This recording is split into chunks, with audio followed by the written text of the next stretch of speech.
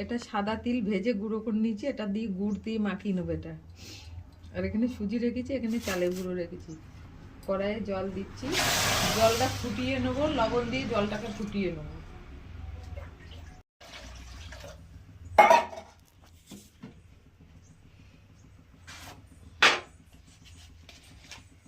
লবণ দিলাম, মাখিয়ে নেবো।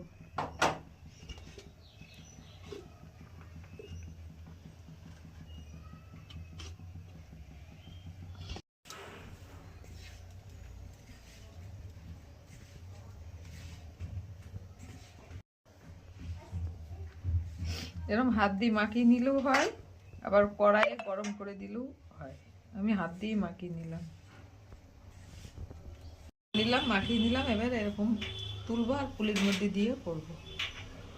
পরিমাণ মতো দিতে হবে।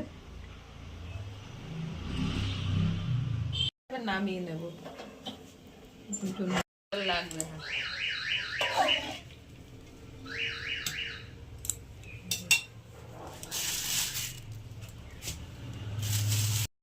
চালের গুঁড়ো আর সুজি এর মধ্যে দিয়ে মাখিয়ে নেব।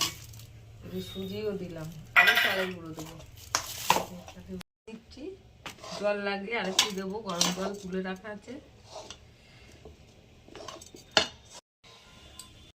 এবার বানিয়ে নেবো ছোট ছোট করে।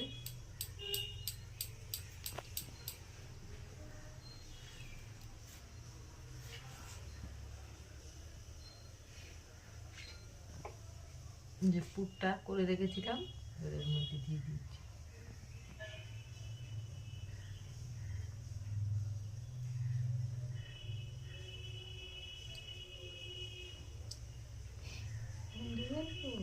করলাম, ডিজাইন ছাড়াও করবো, এর মধ্যে করলাম।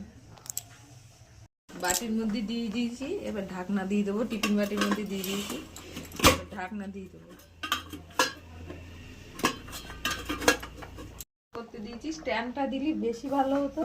স্ট্যান্ড দেবো,